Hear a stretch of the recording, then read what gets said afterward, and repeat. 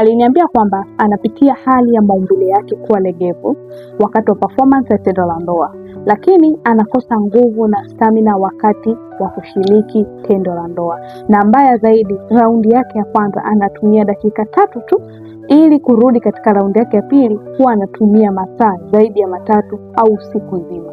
Huyu ni mwanaume ambaye alinitafuta na kunieleza juu ya hiyo changamoto ambayo inamsumbua kwa muda mrefu, na changamoto hiyo inamkosesha raha na furaha kwenye ndoa yake. Na kitu ambacho nikamshauri huyu mwanaume, kwanza kumpatia programu ya vyakula pamoja na programu ya mazoezi, lakini vizuri zaidi akatumia pia programu ya supplement ambazo zitamsaidia kwenda kuiboost homoni yake ya kiume testosterone, lakini pia kwenda kufungua mishipa yake ya damu na kufanya damu iweze kufika vizuri kwenye uume na kumfanya mwanaume maumbile yake yawe ngangari na yawe na uwezo wa kusimama kwa muda mrefu. Kwa hiyo kama ni wewe mwanaume ambaye unapitia hali hii au iko tofauti, lakini pia kwenye swala zima la performance ya tendo la ndoa hauko vizuri na unahitaji suluhisho ambalo litakusaidia wewe mwanaume kuweza kurejesha ulijali wako kama zamani, hakikisha unachukua namba yangu iliyoko kwenye profile ili niweze kupatia ushauri, nasaha na suluhisho la moja kwa moja.